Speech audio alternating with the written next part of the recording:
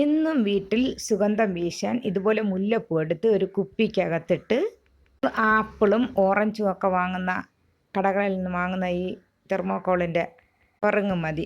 ഇത് മുല്ലപ്പൂ 4 ദിവസമായ മുല്ലപ്പൂവാണ്. പുറത്ത് കിടന്നത് വാടിപ്പോയി. ഇതിനകത്തുള്ളത് ഇതുവരേക്കും വാടിയിട്ടില്ല. ചെറിയ ഈർപ്പമുള്ള ഒരു കുപ്പിയാണ്.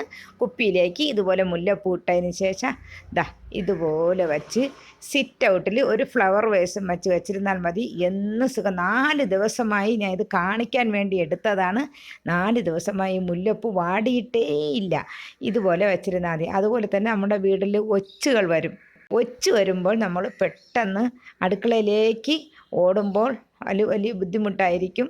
അതുകൊണ്ട് ഇതുപോലെ സിറ്റ് ഔട്ടിൽ തന്നെ ഇതുപോലെ കുറച്ച് ഉപ്പ് വച്ചിരുന്നിട്ട് ഇതുപോലെ ഈ വല കൊണ്ട് ഒരു ഡെക്കറേഷൻ ചെയ്ത് ഇതുപോലെ വച്ചിട്ട് ഇതിലൊരു ഫ്ലവർ വേസും വെച്ചിരുന്നാൽ മതി. അപൂർവം ചിലപ്പോൾ നമ്മുടെ വീട്ടിൽ ഒച്ച് വരാറുണ്ടല്ലോ.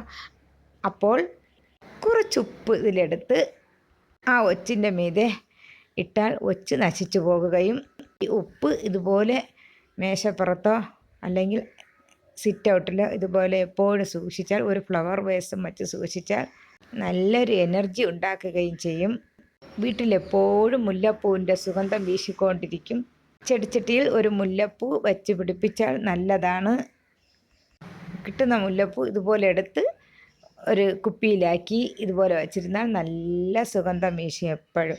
അതുപോലെ തന്നെയാണ് ഇതുപോലെ ഒരു കുപ്പിയിലോ ഒരു പ്ലാസ്റ്റിക് ബോട്ടിലിലോ ദിവസവും ഒരു ചെടിയുടെ ചുവട്ടിൽ കുറച്ച് വെള്ളം വച്ചിരുന്നാൽ കൊതുക് വന്ന് ആ വെള്ളത്തിൽ മുട്ടയിട്ടിട്ട് പോകുകയും ദിവസം ആ വെള്ളം എടുത്ത് ചെടികൾക്ക് ഒഴിക്കുകയും ചെയ്യാം.